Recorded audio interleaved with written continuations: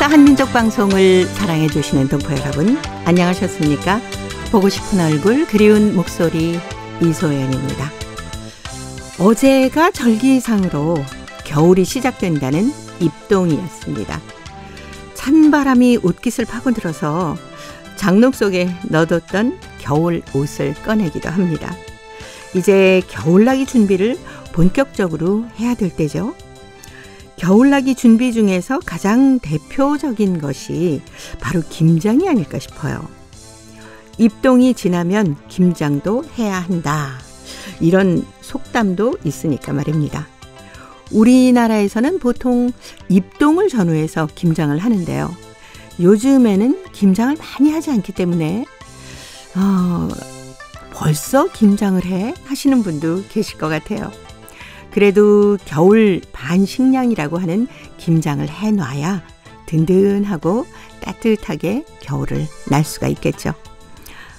오늘은요, 홈페이지에 신청곡을 올려주신 분의 사연 먼저 소개해 드릴게요. 아이디 MHK0405를 쓰는 김명희 씨입니다. 울산에서 열린 전국체전 개회식에서 김호중의 목소리가 아주 인상적이었습니다. 김호중이 부르는 가을꽃 신청합니다. 라고 올려주셨습니다. 자, 오늘 첫 곡 김호중입니다. 가을꽃. 이제는 지는 꽃이 아름답구나. 언제나 너는 오지 않고 가고 눈물도 없는 강가에 서며.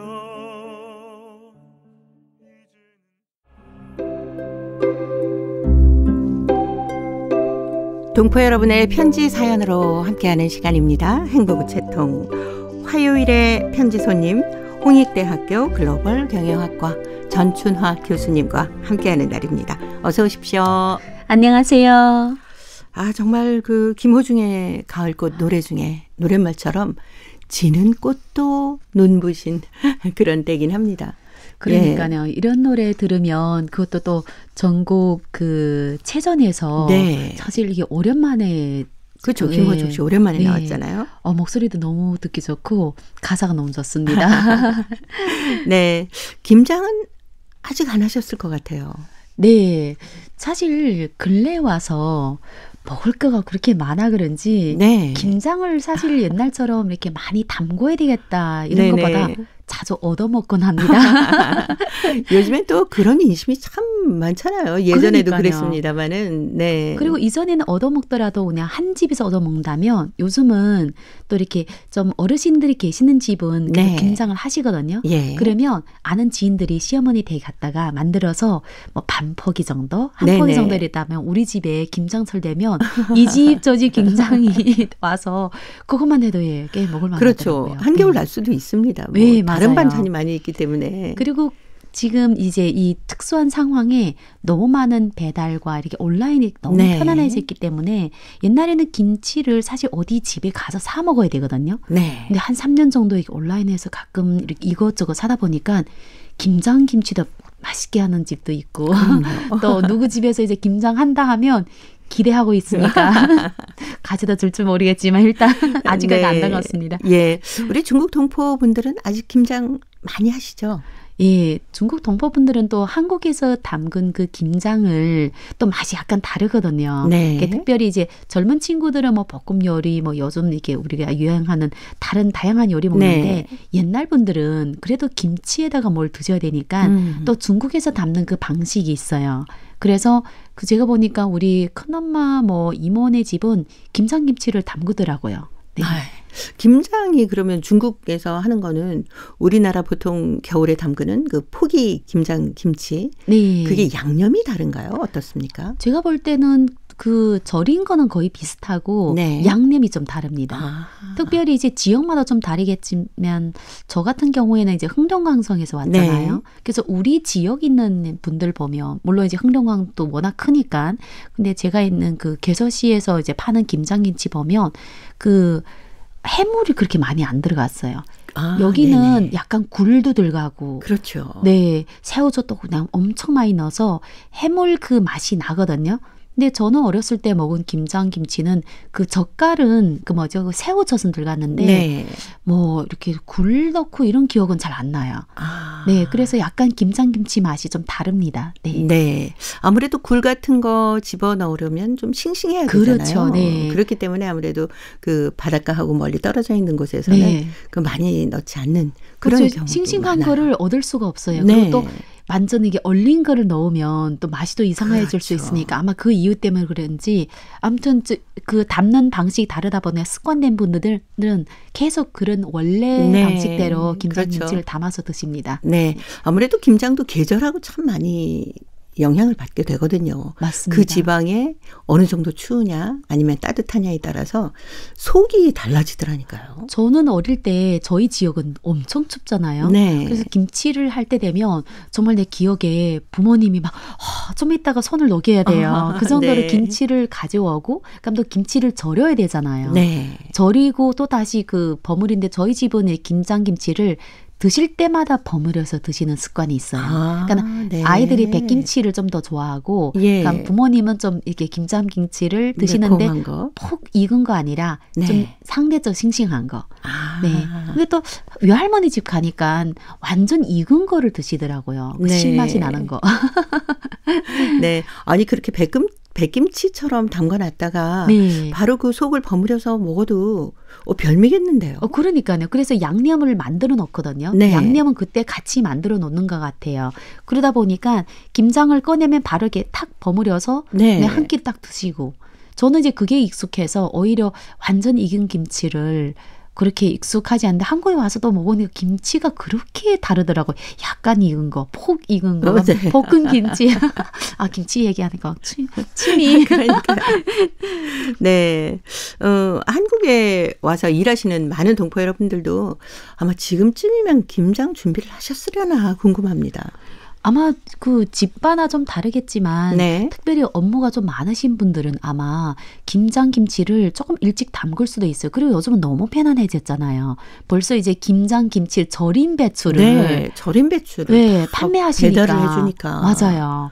이전에 시어머니 계실 때는 절인 배추가 있었는데 믿지 않더라고요. 내 손맛. 네. 근데 예. 시어머니는 손맛이 있기 때문에 괜찮은데 저희는 똥손이라서 그냥 절인 김치를 잘 네. 사서 하는 것도 너무 좋더라고요. 예, 저도 절인 배추를 좀 주문을 해가지고 속만 만들어서 김장이라고 뭐 많이 하지도 않아요. 맞아요. 요즘은 조금밖에 안 하니까.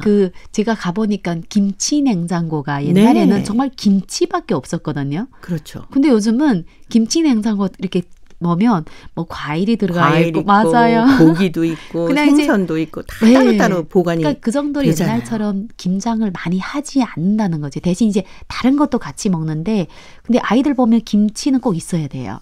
그렇죠. 네. 아니 그리고 이 김치가 유산균이 굉장히 풍부하기 때문에 맞아요. 우리 건강에 상당히 좋은 식품이잖아요. 그렇죠. 네. 저 기억에 그 중국에 있을 때 한때 한국의 김치가 엄청나게 유명한 적이 있거든요. 그때 네. 이제 중국에서 사스 계절이었는데 예. 이 시즌에 왜 한국만 안 걸렸을까? 그래서 마늘을 많이 먹어서 그렇다. 네. 그래서 마늘이 막 폭등했어요. 근데 어느 순간에 김치를 먹는다. 모든 한국 사람은 김치를 먹기 때문에 한다 해서 네. 우리가 약이 없잖아요. 김치를 진짜 많이 먹었습니다.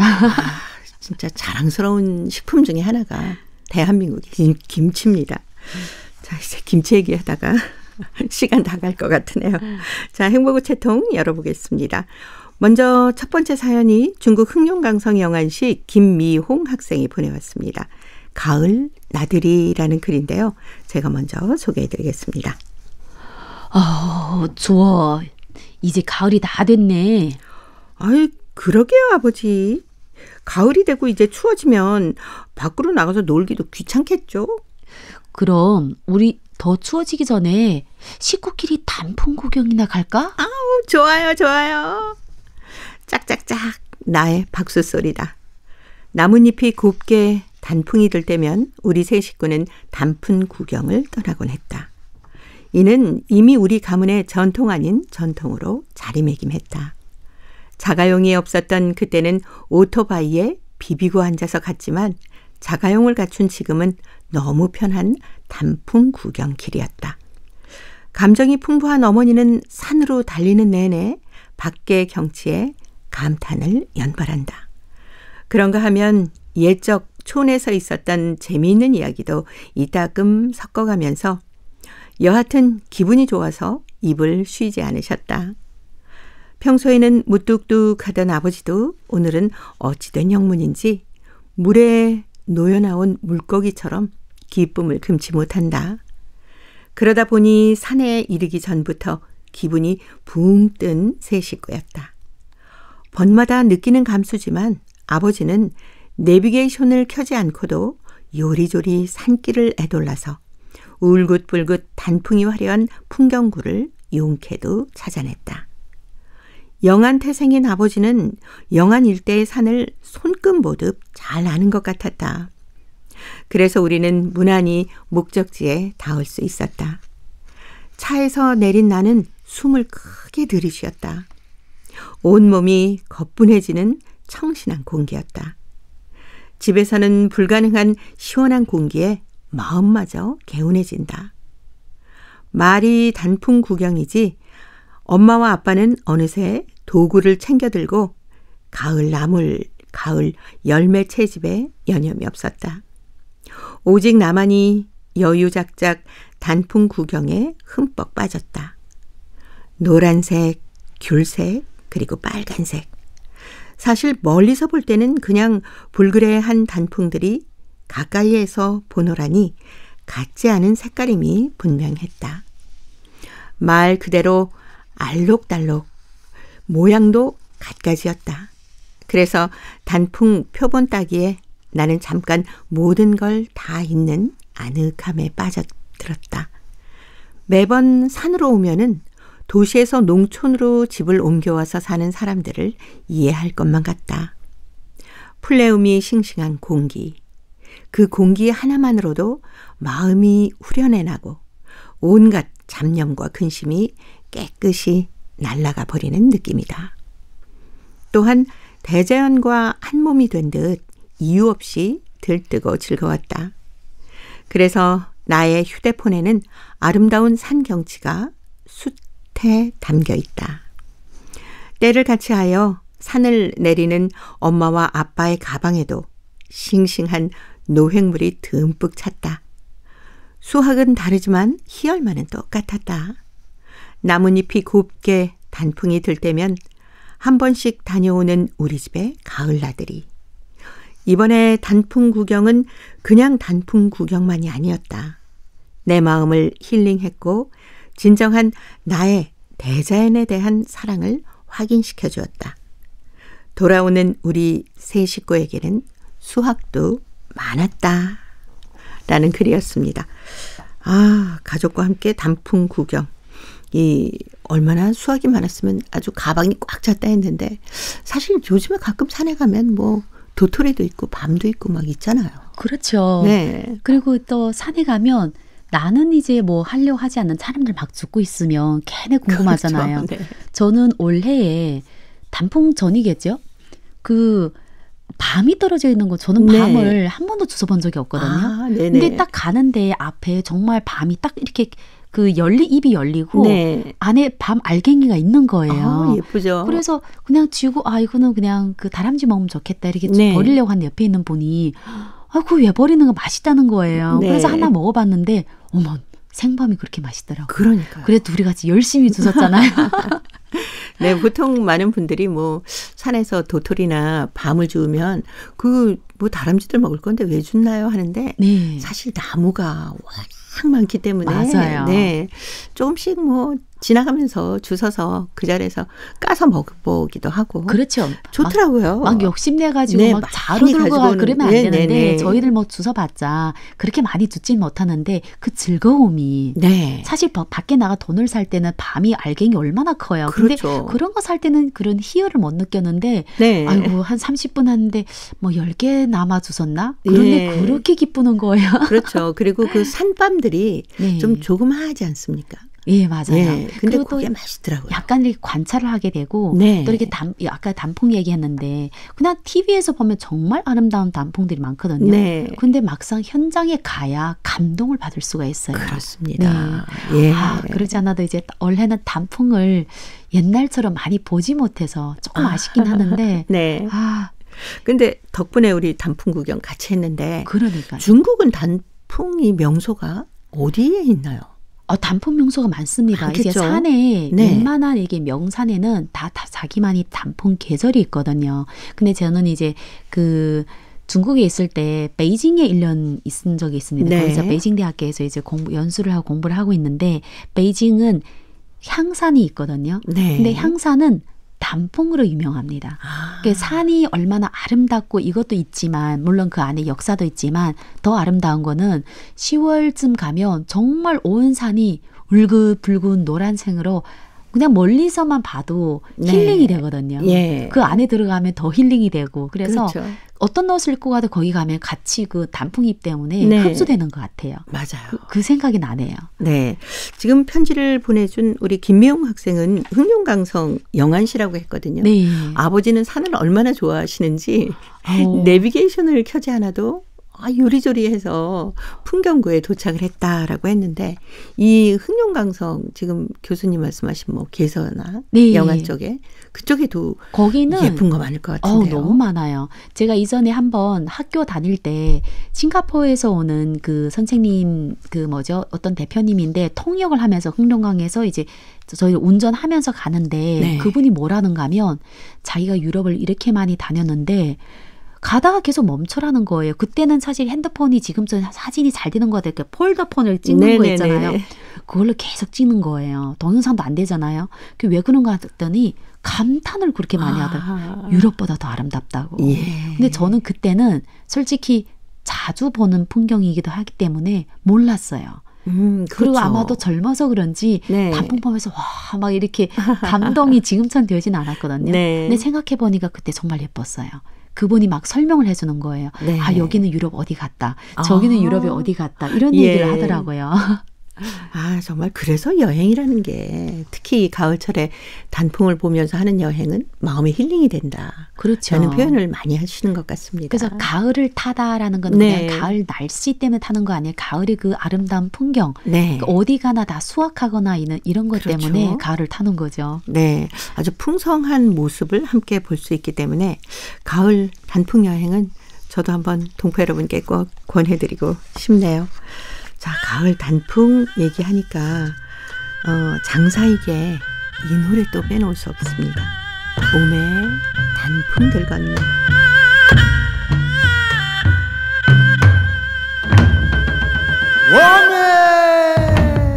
웜에 단풍들 걷네. 장광에 볼부른 감님 날라와 누이는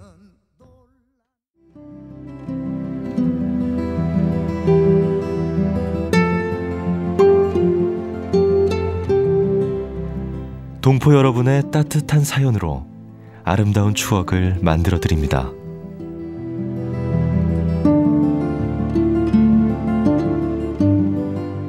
보내실 곳은 대한민국 서울특별시 영등포구 여의공원로 13 KBS 한민족 방송 보고 싶은 얼굴 그리운 목소리 담당자 앞이고요.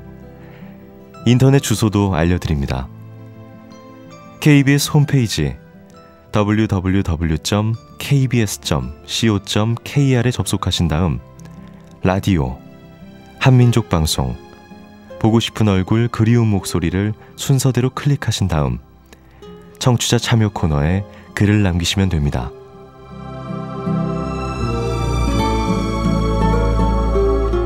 정다운 이야기와 아름다운 음악이 있는 보고 싶은 얼굴 그리운 목소리 동포 여러분과 늘 함께하겠습니다. 화요일의 행복우체통 홍익대학교 글로벌 경영학과 전춘화 교수님과 함께하고 있습니다. 자, 오늘 두 번째 사연 대한민국 인천광역시 부평구 김춘식 씨 글입니다. 헌책방 골목을 거니는 재미라는 글인데요. 전춘화 교수님이 소개합니다. 책을 좋아해서인지 나에게는 또한 헌책 매대를 찾아 시장 골목을 누비며 거니는 괴백이 있다. 예전에 중국에 있을 때는 물론 지금도 매번 중국에 들어가면 일요일마다 시장 거리를 골목골목 누빈다. 근래 상지 시내에는 일요일마다 장터가 생기는데 이 골목 저 골목에서 방수포를 깐 바닥에 헌책들을 늘어놓고 파는 헌책 보따리 장수와 노점상들을 쉽게 찾을 수 있다. 이런 곳에는 책값이 포거나 싼 데다 이미 절판되어 구하기 힘든 오랜 책들도 있기 때문에 보물고 같다는 생각이 든다. 한국에서는 헌책 시장을 찾기가 좀 어렵다. 내가 여쩍 거닐어본 헌책 시장이란 서울 동대문 평화시장 헌책방 거리뿐이다. 이 헌책방 거리는 서울 지하철 4호선 동대문역 8번 출구에서 청계천 오간수교를 건너면 있는데 책이 종류도 많거니와 일반 서점에서 구하기 힘든 책들이 가득하여 헌책을 찾는 사람들에게는 보물창고 같은 곳이다. 나는 몇 해 전 이 거리를 찾아 2번 산책했는데 손때에 묻은 책이 가득한 헌책들이 곳곳에 눈에 띄는 헌책방 거리는 제법 활기를 띠고 있었다. 누군가 꽃은 떨어지고 사라지지만 헌책은 세월이 지나도 변하지 않는다고 했는데 나는 그 말을 명언으로 꼽는다. 누구에게나 나름의 인연을 가진 보물 같은 책이 있기 마련이다. 나는 이곳을 산책하면서 한국어로 번역된 중국 작가들이 쓴 책도 여러 권 샀다. 그 중에는 조정문이 책 향기에 취하다, 손려군이 중국 고대 선비들이 생활사 등도 들어있었는데 그 책들을 발견했을 때의 흥분을 어이 잊으리. 꼭 돈으로 값어치가 있는 책이 아니더라도 자신이 찾은 소중한 책이라면 그 책이 보물이다. 어지럽게 쌓인 책더미 속에서 골동품 같은 책을 싸게 만날 수 있고 코를 벌렁거리며 세월이 흔적으로 남은 곰팡이 향긋함도 덤으로 맡을 수 있으니 이 모두 헌책 시장이 주는 선물이다. 헌책이라 하여 꼭 더럽혀진 책이 아니요. 어떤 헌책방에는 책 소독기도 마련되어 있어 이런 곳에서 손님들은 마음 드는 책이라면 주저없이 챙겨든다. 생각 같아서는 해마다 한 번쯤은 그곳을 찾아보고 싶었지만 내가 거주하고 있는 곳과는 거리가 멀어 밤마다 단념하고 만다. 삶이 윤택해지고 책이 흔해지며 우리 삶에서 헌책은 점점 멀어져 간다. 그래서 헌책 시장도 점점 규모가 작아지고 하나둘 사라지고 있다. 그러니 헌책 시장 산책도 어쩌다 한번 누려보는 향수라 하겠다. 네. 김춘식 씨가 보내오신 헌책방 골목을 거니는 재미였습니다. 아, 저희들 학교 다닐 때만 해도 이 청계천 쪽에 헌책방이 쭉 있었거든요. 근데 요즘에는 정말 그 거리가 너무 짧아서 아니 뭐 헌책방 거리라고 하기는 좀 그렇다라고 하게 되더라고요. 사실 혹시 가보셨어요? 저는 청계천 쪽은 그 가봤을 때 헌책보다는 다른 물건들 판매하고 있는 거 봤는데 중국에 있을 때는 헌책 노점상들이 많거든요. 그럼 거기에서 절판된 책이나 아니면 방금 말씀처럼 갑자기 내가 찾던 책이 여기 있네 하면 보물 찾듯이 그 기억이 납니다. 근데 요즘은 사실 헌책들이 없는 게 아니라 중고 서점이 들어서 있으니까 헌책들이 다 그쪽으로 갔죠. 그렇죠. 네. 그런데 이런 곳을 다니다가 어쩌다가 아주 오래된 책을 발견하지 않습니까? 네. 왜 이렇게 기분이 좋은지 모르겠어요. 저는 이제 그 중고 서점보다는 헌책 펼쳐놓고 판매하는 그게가 훨씬 더 마음이 와닿거든요. 막 이렇게 그렇죠. 막 펼쳐도 보고 저 뒤에 밑에 뭐가 깔려있나 이것도 보는 그 재미가 또 쏠쏠하더라고요. 네. 이 가을철에 저희가 오늘 김장 얘기를 많이 했습니다마는 책을 좀 이렇게 헌책이라도 한 번쯤 내가 보고 싶은 책이 있나 살펴보기도 하시고 읽어보는 그런 재미도 좀 읽어보다가 그분이 좋겠어요. 혹시 거기다 뭐 표기하거나 가끔 이제 노트를 깔끔하게 했으면 이 사람 누굴까 이러면서도 재밌어요. 그렇죠. 나하고 똑같은 생각이네 뭐 이렇게 도 되지 않습니까? 예. 동포 여러분께서도 이 깊어가는 가을 책도 많이 가까이 하셨으면 좋겠네요. 이무진이 불러주는 골목길 들으면서 홍익대 글로벌 경영학과 전춘화 교수님과는 다음 주에 또 뵙겠습니다. 고맙습니다. 감사합니다. 가슴 태우네 바보처럼 한마디 못하면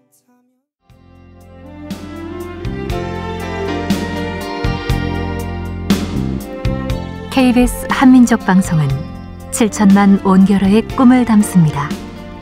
지구촌 곳곳으로 뻗어나간 한민족의 중심 채널 KBS 한민족 방송은 더 나은 미래를 위한 초석이 되고자 합니다. 여기는 대한민국 서울에서 보내드리는 KBS 한민족 방송입니다. KBS 한민족 방송 보고 싶은 얼굴 그리운 목소리 함께하고 계십니다. 자, 이제 동포 통신원들과 전화를 연결해서 여러분 계신 곳에 새로운 소식을 전해드립니다. 오늘은 중앙아시아 카자흐스탄과 러시아 사할린 지역의 소식을 준비했는데요. 먼저 카자흐스탄의 김상욱 통신원 만나보겠습니다.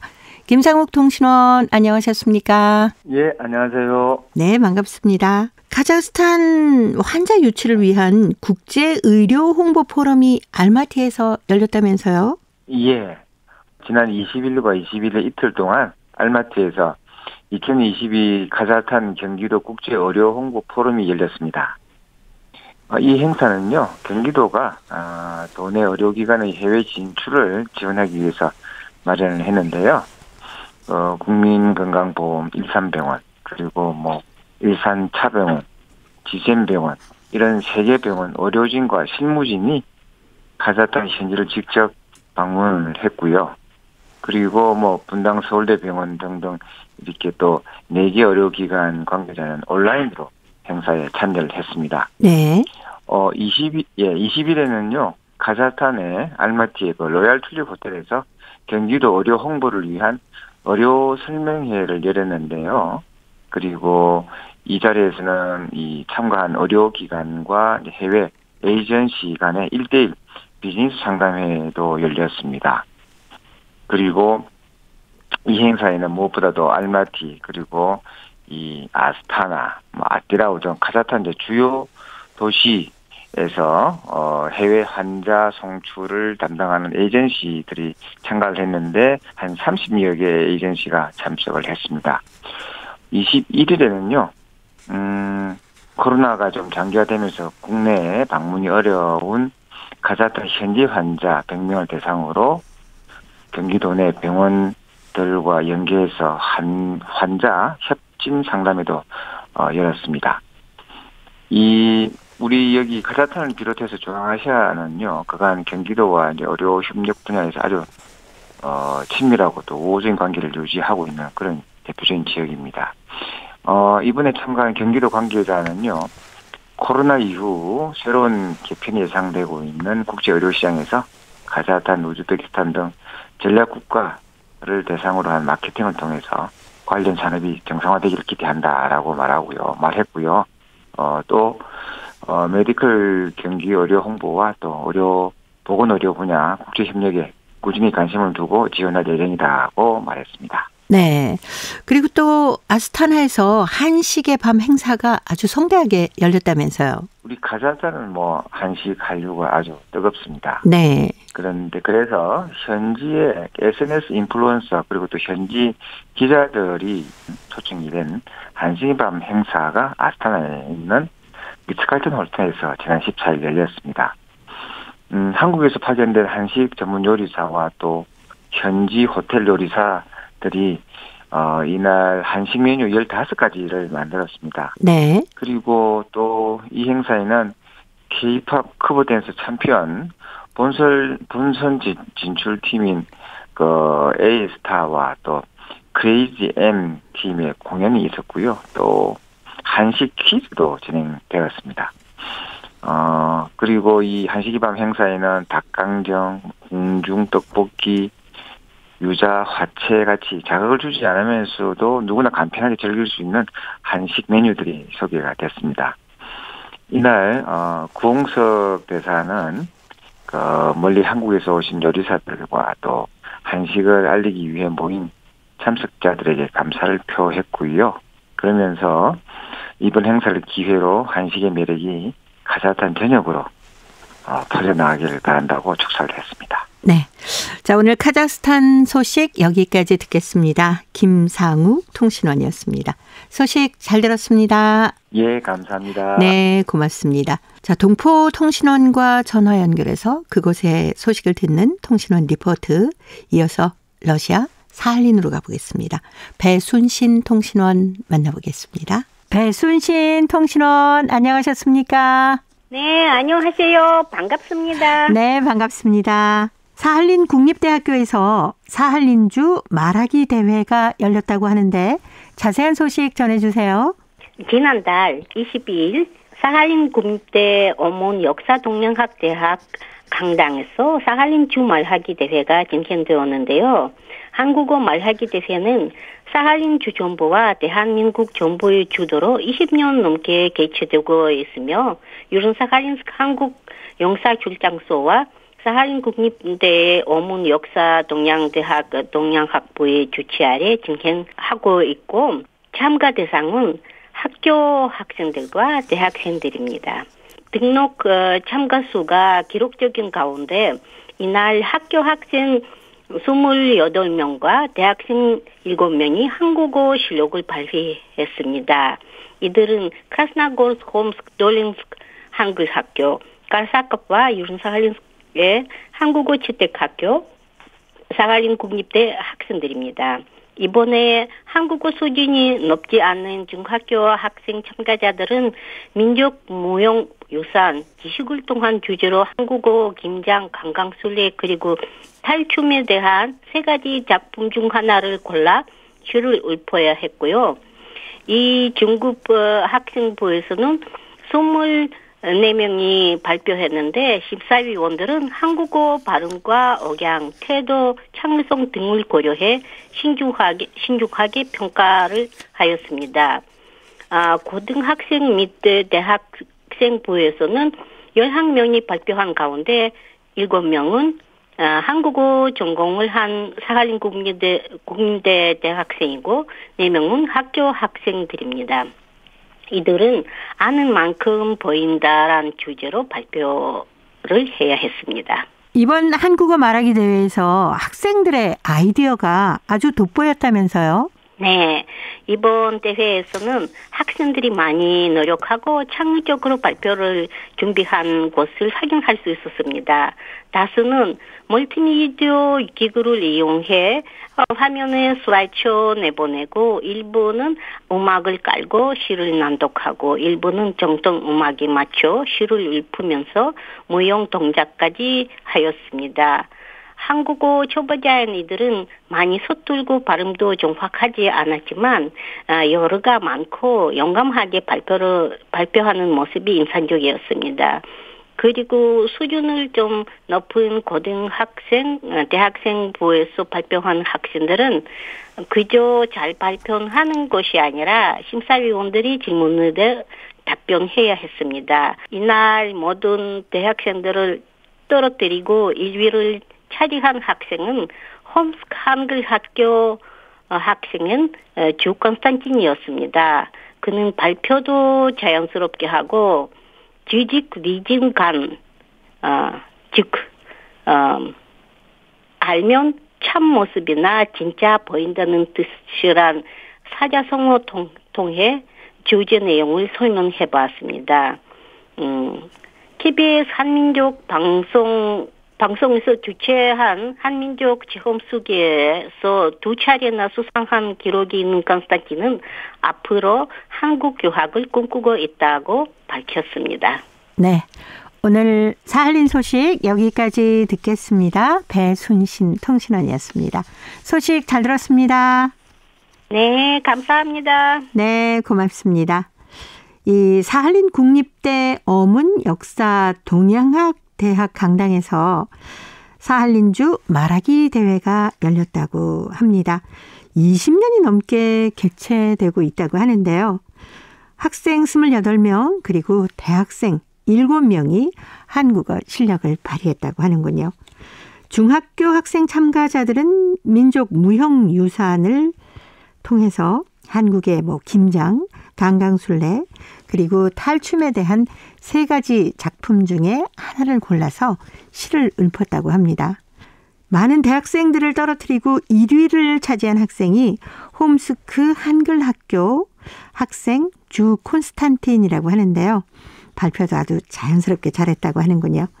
주 콘스탄틴은 KBS 한민족 방송에서 주최한 한민족 체험수기에서 수상한 기록도 있고요. 앞으로 한국 유학도 꿈꾸고 있다는 사할린 지역의 소식이었습니다.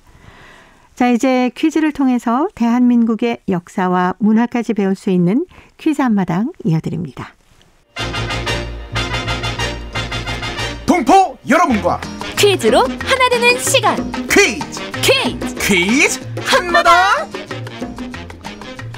영차. 뭘 그렇게 힘들게 치는 거야? 보면 몰라. 떡매 치잖아. 아니 명절도 아닌데 떡매를 왜 쳐? 힘든데 자꾸 말 시키지 말고 이거나 쳐. 아니 얼떨결에 이게 무슨 일이야? 떡매 칠 줄 알지? 그럼 내가 평소에 운동을 얼마나 열심히 했는데 이까짓 것쯤이요? 이까짓 거라고? 한번 해봐 그럼. 잘 봐. 으차콩. 아니 그게 뭐야? 아니 살짝 삐끗한 거야. 자, 한 번 더. 으차콩 오메. 이게 똑같네 뭐. 떡매도 못 치면서 큰 소리 치기는. 요즘 누가 집에서 떡매 쳐서 떡을 만드냐? 다 사 먹지. 그렇긴 한데 집에서 직접 만드는 것하고는 다르지. 그렇긴 하지. 근데 명절도 아닌데 무슨 떡을 만드는 거야? 11월 11일이 이것데이잖아요. 그래서 이것떡을 만들어서 나 주려고 만드는 거야? 아유, 김칫국 좀 그만 마셔. 동네 경로당에 계신 어르신들 갖다 드릴 거야. 에이, 좋다 말았네. 너도 좀 줄게. 됐어요. 그렇게 좋은 일 하는데 내가 가만히 있을 수는 없지. 이 떡 내가 다 칠게. 떡매도 못 치면서 나서기는. 넌 그냥 가만히 있는 게 도와주는 거야. 아니야, 내가 친다니까. 자, 한 번 더. 차콩. 서로 떡매를 치겠다고 옥신각신하네요. 그러네요. 자, 누가 치든 동네 어르신들에게 떡을 만들어서 갖다 준다니 대견합니다. 그러게요. 이것떡은 맵쌀가루로 쪄서 둥글게 길게 만든 것인데요. 모양이 길다고 해서 이것떡이라고 부릅니다. 이것은 이것데이에 먹기도 하지만 흔히 설날 아침에 이것떡으로 만든 떡국을 먹는데요. 우리 민족은 오래전부터 설날 아침 떡국을 먹으면서 한 해의 무사한 영을 기원했습니다. 그런데 11월 11일을 빼빼로데이로만 알고 있지 농업인의 날인 것을 대부분 모르고 있는데요. 11월 11일은 농업인의 날이면서 이것데이이기도 한데요. 농업인의 날을 알리고 우리 쌀 소비를 촉진시키기 위해서 이 날을 만든 것입니다. 기왕이면 막대 과자 대신에 우리 쌀로 만든 이것을 즐기면 좋을 것 같습니다. 자, 여기서 문제 나갑니다. 빠밤! 11월 11일은 빼빼로데이로 알려져 있는데요. 11월 11일은 이것데이이기도 합니다. 한국인의 주식인 쌀로 만든 이것을 나눠 먹자는 의미로 이것데이가 생겼는데요. 맵쌀로 둥글고 길게 만든 떡인 이것은 무엇일까요? 자, 보기 드립니다. 1번 오메기떡, 2번 가래떡, 3번 호박떡. 정답을 보내주신 분 가운데 일주일에 한 분 추첨해서 소정의 상금이나 상품을 보내드립니다. 퀴즈 한마당. 지금까지 성우 박성광, 배아경이었습니다. 네, 11월 11일 이것떡 데이라는 것이 그래도 꽤 많이 알려져 있죠. 더 많은 사람들이 이것데이를 알고 우리 떡인 이것떡을 더 많이 먹었으면 좋겠네요. 우리 쌀로 만든 이것떡을 많이 먹는 게 건강에도 좋고요. 특히 또 농민 여러분들께 도움이 되겠죠. 떡집에서 갓 뽑은 이것떡 한 입 베어 물으면 그 맛 아마 동포 여러분도 잘 알고 계실 겁니다. 꿀이나 조청 같은 데다 찍어 먹어도 맛있고요. 또 떡볶이나 다른 요리를 해서 먹어도 참 좋습니다. 동포 여러분들은 이 떡을 어떻게 드시는지도 궁금하네요. 이 떡이나 또 이 떡데이에 얽힌 추억이 있으면 행복우체통으로 보내주십시오. 정답은 이미 다 찾으셨을 것 같아요. KBS 홈페이지에 접속하신 다음에 라디오 한민족 방송 보고 싶은 얼굴 그리운 목소리를 순서대로 누르시면은 청취자 참여란이 있습니다. 정답도 적어주시고 또 행복우체통에 사연도 보내주시면 얼마나 좋을까요? 그리고 KBS 콩으로 정답 보내실 때는 연락처 잊지 말고 꼭 남겨주시기 바랍니다. 여러분의 많은 참여 기다리겠습니다.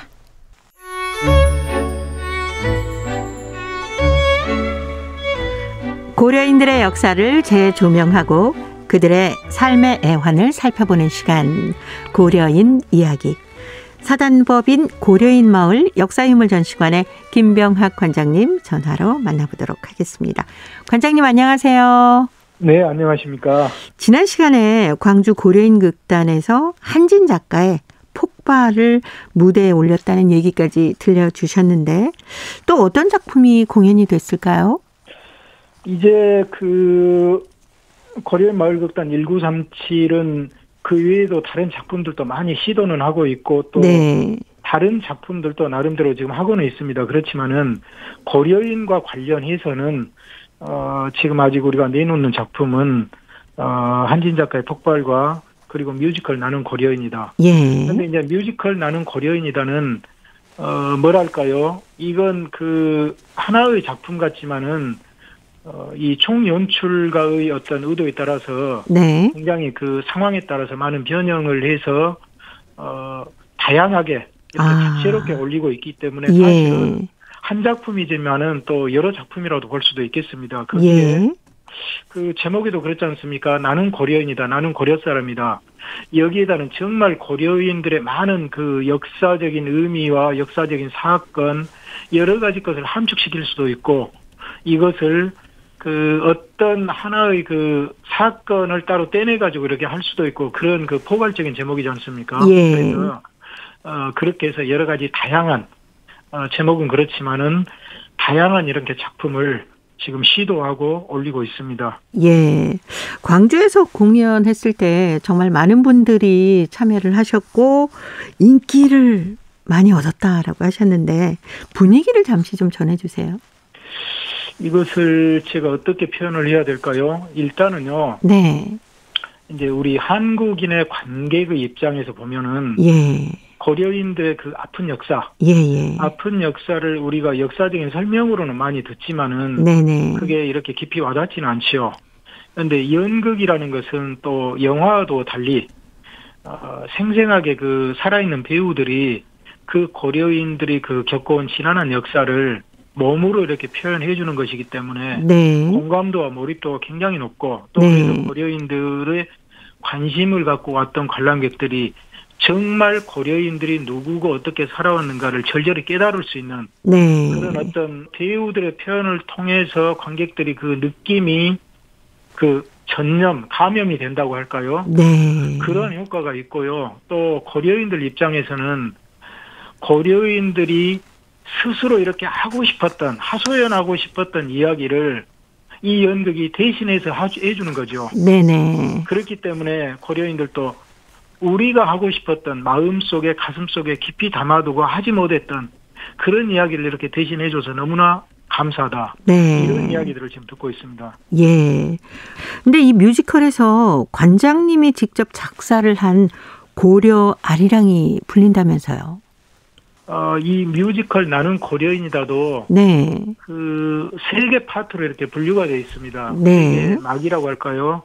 첫 제1막이 잃어버린 아리랑, 2막이 네. 일어서는 아리랑, 3막이 기억하는 아리랑. 그래서 이제 잃어버린 아리랑은 우리가 구한말 또는 일제 시기에 우리의 역사 문화, 우리 언어를 잃어버리는 과정. 네. 그리고 스탈린 강제주의에서 우리 민족성까지 말살되는 우리가 정말 무엇을 잃어가고 있고 순환을 받는 이러한 역사를 다루고 있고요. 예. 일어서는 아리랑은 중앙아시아 강제주의 이후에 절망 속에서도 이대로 이렇게 주저앉을 수 없다 해서 예. 땅을 일구고 우리 모국어 신문을 또 지키고 극장에서 또 연극을 함으로써 모국어 가요와 민족성을 지키면서 네네. 정말 이렇게 굳건한 의지로 일어서는 그리고 이제 3부에 기억하는 아리랑은 그 이제 관조적인 입장에서 그 역사를 회고하고 되돌아보면서 우리는 누구고 우리는 무엇이고 네. 후손들에게 장차 우리는 무엇을 물려줄 것인가를 고민해보는 네. 그러한 그 세 개의 파트로 구성이 되어 있거든요. 그리고 이제 이것의 마지막에서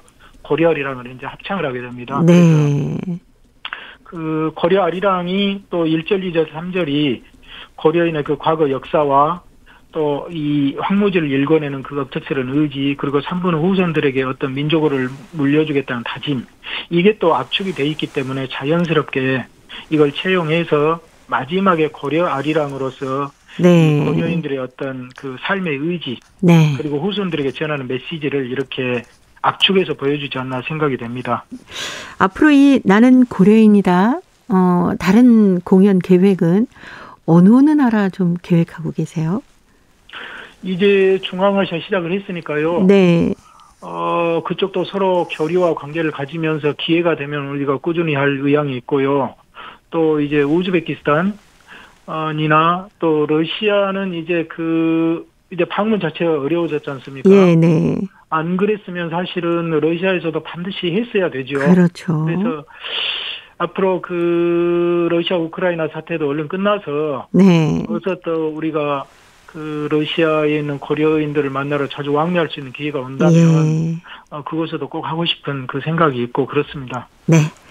자, 고려인 이야기. 오늘은 중앙아시아에서 공연한 뮤지컬 나는 고려인이다 얘기를 나눠봤습니다. 오늘도 사단법인 고려인 마을 역사유물전시관의 김병학 관장님이었습니다. 다음 주에 또 뵙겠습니다. 네, 감사합니다. 네, 고맙습니다. 오늘도 함께해 주신 동포 여러분 고맙습니다. 내일 찾아오겠습니다. 안녕히 계십시오.